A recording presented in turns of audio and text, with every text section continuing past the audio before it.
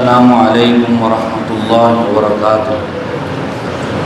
بسم اللہ الرحمن الرحیم، الحمد للہ وکفی وسلام علی عبادہ الذین اصطفی،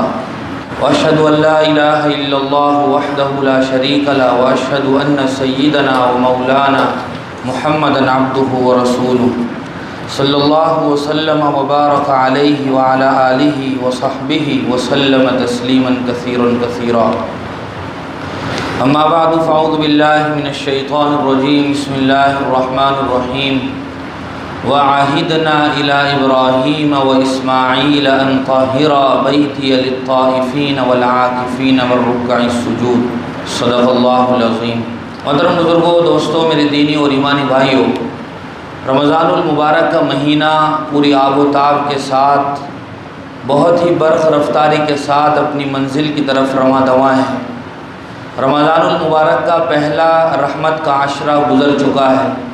دوسرا مغفرت کا عشرہ چل رہا ہے جو کہ ختم ہونے کے قریب ہے، اور رمضان المبارک کا تیسرا عشرہ جہنم سے خلاصی اور آزادی کا ہے۔ یوں تو پورا مہینہ ہی عبادت کا ہے، سخاوت کا ہے،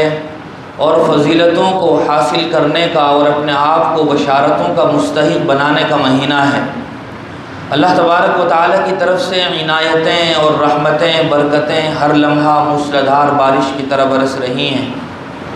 لیکن پھر اس ماہ مبارک میں بھی کچھ دن، کچھ ایام ایسے ہیں جو گویا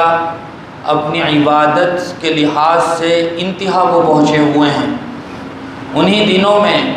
اسی ماہ مبارک کا آخری عشرہ ہے جس کو جہنم سے خلاصی کا عشرہ کہا گیا ہے، اور اسی عشرے میں وہ نہایت ہی پاکیزہ عمل ہے جس کو ہم اعتکاف کے نام سے یاد کرتے ہیں۔ اللہ تبارک و تعالیٰ نے حضرت ابراہیم اور اسماعیل کو کعبۃ اللہ کی تعمیر کرتے ہوئے یہ بات بھی ارشاد فرمائی تھی، وعہدنا الی ابراہیم و اسماعیل ان طہرا، کہ ہم نے ابراہیم اور اسماعیل سے یہ عہد لیا تھا کہ تم میرے گھر یعنی کعبۃ اللہ کو طواف کرنے والوں کے لیے اور اعتکاف کرنے والوں کے لیے، رکوع اور سجدہ کرنے والوں کے لیے بالکل پاک اور صاف کر دیجیے۔ جناب نبی کریم صلی اللہ علیہ وسلم کی زندگی کو جب ہم پڑھتے ہیں اور سنتے ہیں تو ہمیں پتہ چلتا ہے کہ رسول کریم صلی اللہ علیہ وسلم بھی اس عبادت کا بہت زیادہ اہتمام فرمایا کرتے تھے، اور آپ کا اہتمام فرمانا اس بات سے بھی ثابت ہوتا ہے، اور خود اس عمل کی فضیلت بھی اس بات سے ثابت ہوتی ہے کہ جناب نبی کریم صلی اللہ علیہ وسلم نے بے پناہ مشغولیتوں اور ذمہ داریوں کے ساتھ رمضان المبارک کے اس اخیر عشرے کا اعتکاف فرمایا ہے۔ حضرت عائشہ صدیقہ رضی اللہ تعالیٰ عنہ فرماتی ہیں، کان رسول اللہ صلی اللہ علیہ وسلم یعتکف العشر الاواخر من رمضان حتی توفاہ اللہ ثم اعتکف ازواجہ من بعدہ، کہ جناب نبی کریم صلی اللہ علیہ وسلم رمضان المبارک کے اخیر عشرے کا اعتکاف فرمایا کرتے تھے یہاں تک کہ آپ کا انتقال ہو گیا، اور پھر آپ کے بعد آپ کے ازواج مطہرات نے، آپ کی بیویوں نے، آپ کی بیگموں نے بھی اعتکاف فرمایا۔ اور ایک دوسری روایت میں ہے کہ حضور اکرم صلی اللہ علیہ وسلم کا جس سال انتقال پرملال ہوا اس سال حضور نے 2 عشروں کا اعتکاف فرمایا۔ اور اتنا ہی نہیں بلکہ جناب نبی کریم صلی اللہ علیہ وسلم نے اس عمل کی فضیلت بیان کرتے ہوئے اپنی ایک حدیث میں ارشاد فرمایا، من اعتکف یوما ابتغاء وجہ اللہ جعل اللہ بینہ وبین النار 3 خنادق کل خندق ابعد مما بین الخافقین، کہ جو آدمی صرف ایک دن کا اعتکاف بھی اللہ کی رضامندی اور خوشنودی حاصل کرنے کے لیے کرے گا تو اللہ تبارک و تعالیٰ اس کے اور جہنم کے درمیان 3 خندقیں حائل فرما دے گا، 3 کھائی اور 3 طرح کی آڑ اور رکاوٹیں اللہ تعالیٰ قائم فرما دے گا، اور دونوں رکاوٹوں کے درمیان، ان رکاوٹوں کے درمیان بے پناہ لمبا چوڑا فاصلہ ہوگا۔ اسی لیے علماء نے اور فقہاء نے یہ بات ارشاد فرمائی ہے کہ اعتکاف کی 3 قسمیں ہیں۔ اعتکاف کی ایک قسم تو وہ ہے جو واجب ہے، اس کا مطلب یہ ہے کہ کسی آدمی نے کسی کام کے لیے یہ منت مانی، نظر مانی کہ اگر میرا فلاں کام ہو گیا، مجھے ملازمت مل گئی، میری دکان چل پڑی، مجھے فلاں جگہ کا ویزا مل گیا، میں امتحان میں پاس ہو گیا، تو میں اتنے دنوں کا اعتکاف کروں گا، اور اس کا وہ کام ہو جاتا ہے تو پھر جتنے دنوں کی اس نے منت اور نظر مانی تھی ان دنوں کا اعتکاف کرنا واجب ہو جاتا ہے۔ اس کو واجب اعتکاف کہتے ہیں۔ اور دوسرا اعتکاف سنت مؤکدہ والا ہے، جو رمضان کے اخیر عشرے میں کیا جاتا ہے۔ محلے کی مسجد میں تمام محلے کے رہنے والوں میں سے کوئی ایک آدمی بھی اخیر عشرے کے 10 دنوں کا اعتکاف کر لے تو وہ سنت مؤکدہ علی الکفایہ والا اعتکاف ہے، بقیہ تمام محلے اور پڑوس والے پھر اس سے بری ہو جاتے ہیں، یعنی ایک آدمی کافی ہو جاتا ہے اور تمام لوگوں کو بھی ثواب مل جاتا ہے۔ اور تیسرا اعتکاف نفلی ہوتا ہے۔ یہ نفلی اعتکاف 1 دن کا بھی ہو سکتا ہے، 2 دن کا بھی ہو سکتا ہے، 1 گھنٹے کا بھی ہو سکتا ہے، آدھے گھنٹے کا بھی ہو سکتا ہے، بلکہ ایک نماز کے لیے آدمی جتنی دیر مسجد میں رہتا ہے اتنی دیر کا بھی اعتکاف ہو سکتا ہے۔ اسی لیے باقاعدہ دعا سکھائی گئی ہے کہ جب آدمی مسجد میں اپنی نماز کے لیے بھی داخل ہو، رمضان میں یا رمضان کے علاوہ بھی، تو اسے جہاں مسجد میں داخل ہونے کی دعا پڑھنی چاہیے، بسم اللہ والصلاۃ والسلام علی رسول اللہ، اللہم افتح لی ابواب رحمتک، وہیں اسے اعتکاف کی بھی نیت کر لینی چاہیے، بسم اللہ دخلت وعلیہ توکلت ونویت سنت الاعتکاف۔ تو گویا جتنی دیر وہ مسجد میں رہے گا، نماز پڑھے گا، نوافل پڑھے گا، اوراد و وظائف پڑھے گا، تسبیحات میں مشغول رہے گا، تو جب وہ نکلے گا اس وقت تک وہ اعتکاف میں لکھا جائے گا اور اسے اعتکاف کا ثواب ملتا رہے گا۔ اس لیے جب بھی ہم نماز کے لیے آئیں تو ہمیں ضرور اعتکاف کا ثواب حاصل کرنے کی نیت کرنی چاہیے، تاکہ ہماری نماز بھی ادا ہو جائے اور ہمیں اعتکاف کا ثواب بھی حاصل ہو جائے۔ اس کے علاوہ رمضان المبارک کے جس اخیر عشرے کی بطور خاص بات ہو رہی ہے وہ عشرہ ابھی شروع ہونے والا ہے۔ اعتکاف کو اگر ہم سمجھنا چاہیں تو یہ ہے کہ گویا کوئی آدمی دنیا کی بھیڑ بھاڑ سے، اس دوڑتی بھاگتی زندگی سے نکل کر اللہ کے در پر آ کر پڑ جائے، اور اس وقت تک اللہ کے در سے اٹھنے کے لیے تیار نہ ہو جب تک کہ گویا اللہ تعالیٰ کی طرف سے اس کے لیے مغفرت اور بخشش کا اعلان نہ ہو جائے۔ اور آدمی جب اعتکاف میں رہتا ہے تو گویا وہ اللہ کا مہمان ہوتا ہے، مسجد اللہ کا گھر ہے۔ جب آدمی مسجد میں آتا ہے تو اور بطور خاص اعتکاف کرتا ہے تو گویا وہ اللہ کا مہمان ہوتا ہے۔ اور دنیا کا بھی یہ دستور ہے کہ آنے والے مہمان کی فرمائش پوری کی جاتی ہے، اس کی خاطرداری کی جاتی ہے، اس کی عزت، اس کی تکریم، اس کی راحت رسانی کا پورا انتظام کیا جاتا ہے۔ تو وہ تو اللہ رب العزت والجلال ہے۔ جب اس کے گھر پر کوئی آدمی آئے گا مہمان بن کر تو اللہ تبارک و تعالیٰ کبھی بھی اسے خالی ہاتھ نہیں لوٹائیں گے، اس کی فرمائشوں کو بھی پورا کریں گے، اس کی زندگی میں بھی سہولت اور آسانی اللہ تبارک و تعالیٰ پیدا فرمائیں گے۔ جناب نبی کریم صلی اللہ علیہ وسلم نے اعتکاف کرنے والے کے بارے میں ایک روایت میں ارشاد فرمایا، هو يعتكف الذنوب یجری له من الحسنات كعامل الحسنات كلها، کہ جو آدمی اعتکاف میں بیٹھتا ہے تو اعتکاف میں رہنے کی وجہ سے وہ گناہوں سے تو بچا رہتا ہی ہے، ساتھ ساتھ میں اسے ان نیک اعمال کا ثواب بھی ملتا رہتا ہے جو وہ اعتکاف کی وجہ سے نہیں کر سکتا۔ آدمی مسجد میں ہے، اعتکاف میں ہے، وہ باہر کسی کی عیادت کرنے نہیں جا سکتا، وہ کسی کی مدد کرنے کے لیے باقاعدہ مسجد سے باہر نہیں نکل سکتا، نماز جنازہ کے لیے وہ باقاعدہ باہر نہیں جا سکتا۔ اسی طرح وہ جو سخاوت مسجد کے باہر رہ کر کر سکتا تھا تو اللہ تبارک و تعالیٰ ان تمام تر نیک کاموں کا ثواب اسے اعتکاف کی برکت سے ہی عطا فرما دیتے ہیں۔ اسی طرح جناب نبی کریم صلی اللہ علیہ وسلم کی جب ہم سیرت پڑھتے ہیں اور رمضان المبارک کے احوال پڑھتے ہیں تو ہمیں پتہ چلتا ہے، حضور کے بارے میں آتا ہے اذا دخل العشر شد مئزرہ واحیا لیلہ وایقظ اہلہ، کہ جیسے ہی رمضان کا اخیر عشرہ شروع ہوتا تو حضور کمر کس لیتے۔ اس حدیث کے لفظ کا ترجمہ یہی ہے کہ کمر کس لیتے، شد مئزرہ، اور کمر کسنے کا مطلب یہ ہوتا ہے کہ آدمی کسی کام کے لیے بھرپور طریقے سے تیار ہو جائے۔ حضور بھی اسی طرح فرماتے، خود بھی رات کو بیدار رہتے اور اپنے گھر والوں کو بھی بیدار رکھتے۔ اعتکاف کے جہاں بہت سارے فائدے ہیں، مثال کے طور پر جو آدمی اعتکاف میں بیٹھتا ہے تو گویا وہ اپنے تمام بدن اور تمام وقت کو خدا کی عبادت کے لیے وقف کر دیتا ہے۔ اسی طرح دنیا کے جھگڑوں سے محفوظ رہتا ہے۔ اعتکاف کی حالت میں ہر وقت آدمی کو گویا ثواب ملتا رہتا ہے، وہ سو رہا ہے، کھا رہا ہے، پی رہا ہے، اسے ثواب ملتا رہتا ہے۔ اسی طرح اعتکاف کی حالت میں گویا آدمی فرشتوں کی مشابہت اختیار کر رہا ہوتا ہے۔ فرشتے چونکہ ہر وقت اللہ تعالیٰ کی حمد و ثنا میں، عبادت میں، رکوع اور سجود میں مشغول ہیں، تو گویا معتکف بھی ہر وقت عبادت میں مشغول ہے۔ اسی طرح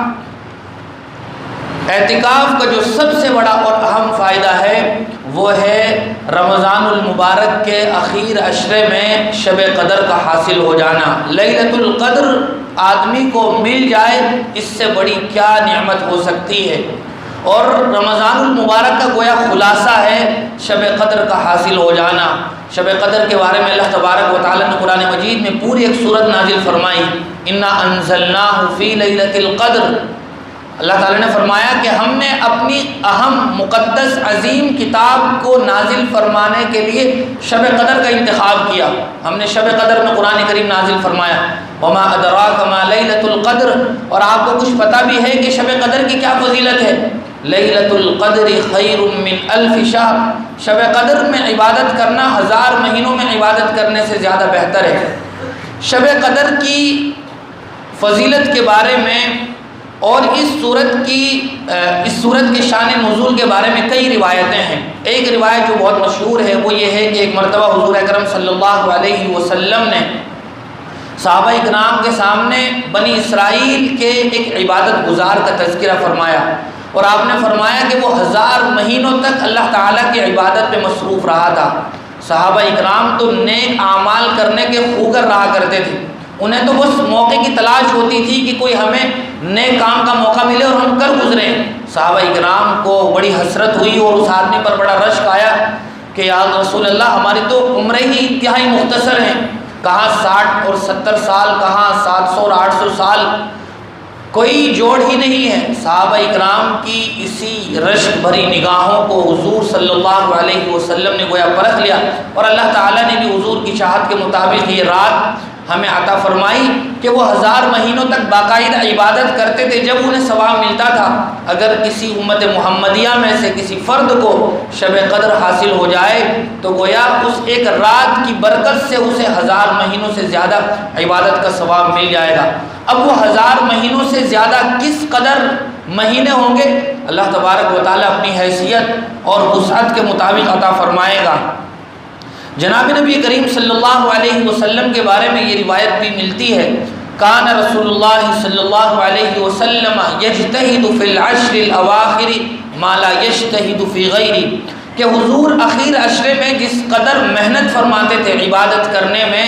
اتنی محنت حضور دوسرے دنوں میں نہیں فرمایا کرتے تھے۔ اسی طرح جناب نبی کریم صلی اللہ علیہ وسلم نے اپنی ایک روایت میں ارشاد فرمایا ہے، من قام لیلۃ القدر ایمانا واحتسابا غفر له ما تقدم من ذنبہ، کہ جو آدمی ایمان کے ساتھ اور ثواب کی امید کے ساتھ لیلۃ القدر گزارے گا تو اللہ تعالیٰ اس کے پچھلے گناہوں کو معاف فرما دیں گے۔ اور ایک روایت میں حضور اکرم صلی اللہ علیہ وسلم نے فرمایا، اذا کان لیلۃ القدر نزل جبریل فی کبکبۃ من الملائکہ یصلون علی کل عبد قائم او قاعد یذکر اللہ عز وجل، کہ جب لیلۃ القدر ہوتی ہے تو حضرت جبرائیل جو تمام فرشتوں کے سردار ہیں، وہ فرشتوں کے لشکر اور جھرمٹ میں دنیا میں اترتے ہیں، اور حضرت جبرائیل اور تمام فرشتے ہر اس آدمی کے لیے دعائے رحمت کرتے ہیں جو عبادت میں مشغول ہوتا ہے، وہ تلاوت کر رہا ہو، وہ نوافل میں مشغول ہو، وہ دیگر تسبیحات میں مشغول ہو، فرشتے ایسے آدمی کے لیے دعائے رحمت کرتے ہیں۔ فرشتوں جیسی نورانی اور مقدس ہستیوں کا بندوں کے لیے دعائے رحمت کرنا یہ گویا قبولیت کی آخری حد ہے۔ جناب نبی کریم صلی اللہ علیہ وسلم نے اپنی ایک روایت میں ارشاد فرمایا، تحروا لیلۃ القدر فی العشر الاواخر من رمضان، کہ تم رمضان المبارک کے اخیر عشرے میں شب قدر کو تلاش کرو۔ یہ بھی اللہ تعالیٰ کا عجیب نظام ہے کہ اللہ تعالیٰ اگر چاہتے تو ہمیں متعینہ طور پر بتا سکتے تھے کہ رمضان المبارک میں اس رات میں یا اخیر عشرے کی اس رات کو شب قدر متعین ہے، تو اس کا نقصان ہم بندوں کے بارے میں یہ ہوتا، جیسا کہ ہماری فطرت ہے کہ ہم بالکل وقت پر تیاری کرتے ہیں، تو پورے رمضان ہم صرف اسی کا انتظار کیا کرتے، اخیر عشرے میں بھی ہم صرف اسی رات کا انتظار کرتے رہتے جو رات پہلے سے طے کی ہو چکی ہوتی کہ اس رات کو شب قدر ہوتی ہے۔ لیکن اللہ تعالیٰ نے مصلحت اور حکمت کے تحت اس رات کو ہی چھپا دیا، اور حضور اکرم صلی اللہ علیہ وسلم کا پورا ایک واقعہ بھی اس سلسلے میں منقول ہے کہ حضور اکرم صلی اللہ علیہ وسلم باقاعدہ مسجد سے لوگوں کو اسی رات کے بارے میں بتانے نکلے تھے کہ شب قدر اس دن ہوگی، اس رات میں شب قدر ہوگی، لیکن آپ مسجد سے نکلے تو دیکھا کہ دو صحابی یا دو آدمی آپس میں لڑ رہے ہیں کہ حضور اکرم صلی اللہ علیہ وسلم فرمایا کہ مجھے اس رات کی تعین بھلا دی گئی، متعینہ طور پر وہ کون سی رات تھی میں بھول گیا، وہ اللہ تعالیٰ کی طرف سے بھلا دیا گیا۔ پھر حضور اکرم صلی اللہ علیہ وسلم نے فرمایا کہ اسے طاق راتوں میں تلاش کرو، 21 کو، 23 کو، 25 کو، 27 اور 29 کو، یہ بھی اللہ کا انعام ہے کہ روزانہ تلاش کرنے کا حکم نہیں دیا، اس میں اللہ کی گویا یہ مصلحت بھی ہو اور ہمارے لیے یہ آسانی ہو کہ آدمی اگر ایک رات سونا چاہے اور دوسری رات پوری رات باقاعدہ جاگ کر اپنے آپ کو عبادت میں مشغول رکھنا چاہے تو بھی آسان ہے، ورنہ روزانہ جاگنا بھی مشکل ہو جاتا۔ تو گویا آدمی ایک رات سو لے اور دوسری رات طاق رات میں باقاعدہ جاگنے کا اہتمام کرے، تو گویا اس رات کی تعیین کو پوشیدہ رکھا گیا، چھپا دیا گیا۔ سب سے بڑا مقصد ہی گویا یہ ہے کہ ہم اس رات کی تلاش میں اپنے آپ کو زیادہ سے زیادہ عبادت میں مصروف رکھیں اور اپنے آپ کو اللہ کی رحمتوں کا مستحق بنائیں، برکتوں کو ہم سمیٹیں۔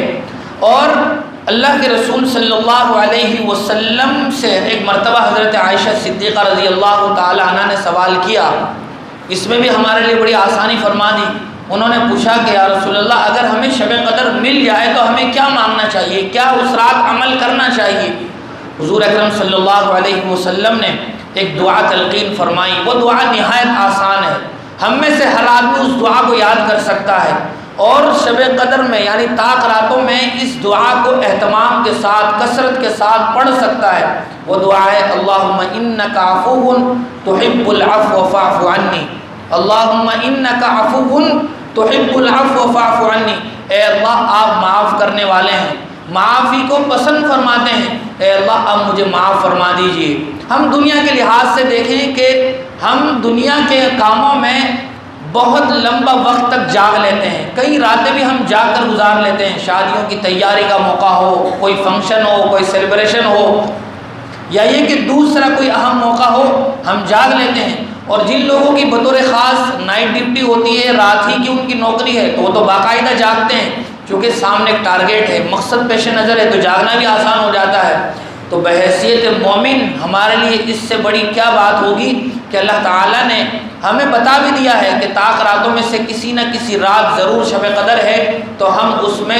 جاگ کر زیادہ سے زیادہ عبادت میں مصروف رہیں۔ یہاں ایک غلط فہمی کو اپنے ذہن و دماغ سے نکالنا نہایت ضروری ہے، جیسا کہ سمجھا جاتا ہے، وہ یہ سمجھتے ہیں کہ صرف جاگنا کافی ہے، پھر ہم وہ بازاروں میں چلتے پھرتے رات جاگیں، ہم کسی جگہ بیٹھ کر گپے بازی میں رات جاگیں، صرف جاگنا ہے۔ تو یاد رکھنا چاہیے کہ جاگنا اس رات کا اصل مقصد نہیں ہے،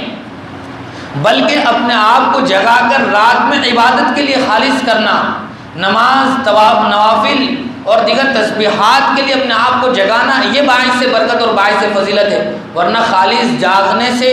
اور اسی طرح بیٹھ کر گپے بازی سے یا بازاروں میں ہوٹل پر بیٹھ کر یا چائے نوشی میں وقت گزارنے سے یہ نہیں کہا جائے گا کہ یہ آدمی شب قدر میں جاگا ہے اور اس نے عبادت کی ہے اور گویا شب قدر اس کو مل گئی ہے۔ باقاعدہ جاگ کر اپنے آپ کو عبادت میں مستغرق رکھنا، یہ اس رات کی اصل فضیلت ہے۔ یہ بھی نہیں ہونا چاہیے کہ آدمی اپنے آپ کو زبردستی جگائے اور پھر جاگے آدمی محنت سے اور رات کے آخری پہر میں سو جائے اور فجر کی نماز چھوٹ جائے، غافل ہو جائے، سوتے ہوئے گزر جائے، ایسا بھی نہ ہو، بلکہ اپنے آپ پر مکمل اعتماد ہو۔ آدمی دن ہی میں اس کی تیاری کر لے، دن میں اپنے آپ کو نیند کی آغوش میں لے جا کر آرام دہ سو لے، تاکہ رات میں جاگنا آسان ہو جائے۔ علماء بزرگان دین بھی ایسا ہی کیا کرتے تھے، وہ دن کے وقت کچھ زیادہ آرام کر کے اس رات کی فضیلت سے اپنے آپ کو باور کرانے کی کوشش کیا کرتے تھے۔ اور ایک دوسری آیت جو اللہ تعالیٰ نے سورۃ دخان میں فرمائی ہے وہ یہ ہے کہ انا انزلناہ فی لیلۃ مبارکۃ انا کنا منذرین، کہ ہم نے قرآن مجید کو شب قدر میں نازل فرمایا ہے۔ فیہا یفرق کل امر حکیم، اس رات میں اللہ تعالیٰ کی جانب سے فیصلے نازل ہوتے ہیں، لوگوں کے معاملات کے بارے میں، لوگوں کے احوال کے بارے میں فیصلے اترتے ہیں۔ وہ فیصلے یہ ہیں کہ اس سال رمضان سے اگلے رمضان تک کون بچہ اس دنیا میں پیدا ہوگا، کون آدمی اس دنیا سے رخصت ہوگا، کون آدمی کیا کاروبار کرے گا، اسے کاروبار میں کتنا نفع ملے گا، اور کس آدمی کو کس مقصد میں کامیابی ملے گی۔ اس رات اللہ تعالیٰ کی طرف سے فیصلے نازل ہوتے ہیں، گویا نافذ ہوتے ہیں، اور اللہ تعالیٰ فرشتوں کو پورے سال کا یہ احوال تھما دیتے ہیں، رجسٹر باقاعدہ ان کے حوالے کر دیا جاتا ہے کہ اس سال یہ فلاں آدمی کے ساتھ معاملہ پیش آئے گا۔ تو کتنا ہی بہتر ہو کہ ہم اپنے آپ کو اس رات میں عبادت کر کے ان فضیلتوں کا اور اپنا نام اچھے لوگوں کی فہرست میں درج کرانے کی کوشش کریں۔ تیسری بہت ہی اہم بات یہ ہے کہ گزشتہ کل 17واں روزہ گزرا ہے، 17واں روزہ گزرا ہے۔ یہ وہ مبارک دن تھا جس دن تاریخ اسلام کی سب سے زبردست معرکۃ الآرا جنگ ہوئی تھی، جس کو ہم غزوہ بدر کے نام سے یاد کرتے ہیں۔ اللہ تعالیٰ نے اس غزوے کا قرآن کریم میں بہت تفصیل کے ساتھ تذکرہ فرمایا ہے۔ اللہ تعالیٰ فرماتے ہیں وَلَقَدْ نَصَرَكُمُ اللَّهُ بِبَدْرٍ وَأَنْتُمْ أَذِلَّةٌ، کہ ہم نے تمہاری غزوہ بدر میں مدد فرمائی، صحابہ اکرام کی، جناب نبی کریم صلی اللہ علیہ وسلم کی۔ یہ اس قدر زبردست تاریخ اسلام کا معرکہ تھا اور جہاد تھا، غزوہ تھا کہ حضور اکرم صلی اللہ علیہ وسلم کے وہ تاریخ الفاظ بھلائی نہیں بھولتے کہ آپ نے میدان بدر میں چھپر کے نیچے بیٹھ کر یہاں تک اللہ تعالیٰ سے کہہ دیا تھا کہ یا اللہ اگر یہ چند نہتے لوگ آج اگر اس دنیا سے رخصت ہو گئے تو پھر تیرا دنیا میں نام لینے والا کوئی باقی نہیں رہے گا۔ اس بات سے ہم اس غزوے کی اہمیت کا اندازہ لگا سکتے ہیں۔ گویا یہ اسلام کے عروج کا ایک زمانہ شروع ہو رہا تھا اور اسلامی ترقی کا گویا باقاعدہ آغاز ہو رہا تھا۔ صحابہ اکرام مکۃ المکرمہ سے کٹے پٹے اور بے سر و سامان مدینہ کی طرف ہجرت کر کے آئے تھے، ابھی تک پوری طرح سنبھلنے بھی نہیں پائے تھے کہ غزوہ بدر کا اتنا اہم موقع پیش آ گیا تھا۔ لیکن اس کے باوجود صحابہ اکرام رضوان اللہ تعالی علیہ مجمعین نے جس جواں مردی، جانفشانی اور ہمت اور حوصلے کے ساتھ اس غزوے میں مقابلہ کیا ہے، وہ رہتی دنیا تک اسلامی تاریخ میں سنہرے حروف سے لکھا جائے گا۔ اسی لیے علامہ اقبال رحمۃ اللہ علیہ نے کہا تھا فضائے بدر پیدا کر فرشتے تیری نصرت کو اتر سکتے ہیں گردوں سے قطار اندر قطار اب بھی، یعنی وہ مددیں اور نصرتیں آج بھی ہمارے ساتھ شامل حال ہو سکتی ہیں بشرطے کہ ہم اللہ کے احکام کو اپنی زندگی کا حصہ بنا لیں، طبیعت ثانیہ بنا لیں، سنت اور شریعت کو اپنا مقصد زندگی بنا لیں۔ نتیجہ یہ ہے مسلمانوں کا اور مسلمانوں کی حالت زار کا، جس کو ہم پچھلے کئی مہینوں سے دیکھ رہے ہیں۔ فلسطین اور غزہ میں مسلمانوں کی جو دردناک صورتحال ہے، 15 اور 20 لاکھ مسلمان جس قیامت خیز لمحات سے گزر رہے ہیں۔ ہم نے صحابہ اکرام کے صرف واقعات سنے تھے کہ صحابہ اکرام نے چمڑے کھائے تھے، صحابہ اکرام نے درخت کے پتے کھائے تھے، صحابہ اکرام نے اس طرح پیٹ پر پتھر باندھے تھے۔ آج اگر وہ کوئی منظر دیکھنا چاہتا ہے تو غزہ کا میدان اس منظر کشی کو اچھی طرح پیش کر رہا ہے۔ اس قدر لرزہ خیز منظر کہ اگر کسی انسان کے اندر ذرا سی بھی حس ہو اور اس کے سینے میں دھڑکتا ہوا دل ہو تو وہ منظر دیکھنے کی تاب نہیں لا سکتا، جو بچے ساری امت مسلمہ کی طرف سے وہاں فرض کفایہ ادا کر رہے ہیں، اور یہ امت مسلمہ اور یہ اسلامی ملکوں کے حکمران جس قدر خواب خرگوش میں مست ہیں اور مال و دولت کے نشے میں جس قدر چور ہیں، وہ دن دور نہیں ہے کہ ان کی حکومت اور ان کے ایوان بھی ہواؤں میں بکھرتے پھریں گے، اور ان کی یہ گدیاں یہ بالکل زمین دوز ہوگی، اور یہ بلند و بالا قلعے اور یہ عمارتیں اور یہ فلک بوس عمارتیں تخت و تاراج ہوں گی جس قدر حکومت کے نشے میں 2 ارب مسلمان بھی ان نہتے مسلمانوں کی مدد نہیں کر سکے، نام نہاد اسلامی ملک جو اپنے آپ کو اسلامی حکومتوں کا چیمپئن کہتے ہیں اور اس بات کو کہتے ہوئے تھکتے نہیں ہیں، وہ اس قدر بحث ہو چکے ہیں کہ سب کچھ ہوتے ہوئے بھی وہ ان نہتے معصوم فلسطینیوں کے لیے، بلکتے بچوں کے لیے، ماؤں کی چھاتیوں میں دودھ نہیں رہا۔ یہ صورتحال ہے، بچوں کی ہڈیاں اور گودا اوپر سے گویا ختم ہو گیا ہے۔ اللہ تعالیٰ سے ہم ان کے لیے بطور خاص دعا فرمائیں رمضان المبارک کی ان بابرکت گھڑیوں میں کہ اللہ تعالیٰ ان کی مدد فرمائے، نصرت فرمائے، اور اسلامی ملکوں کے حکمرانوں کو اللہ تعالیٰ کچھ غیرت اور دینی حمیت عطا فرمائے۔ اللہ مجھے بھی آپ کو بھی عمل کی توفیق نصیب فرمائے۔ وآخر دعوانا الحمدللہ۔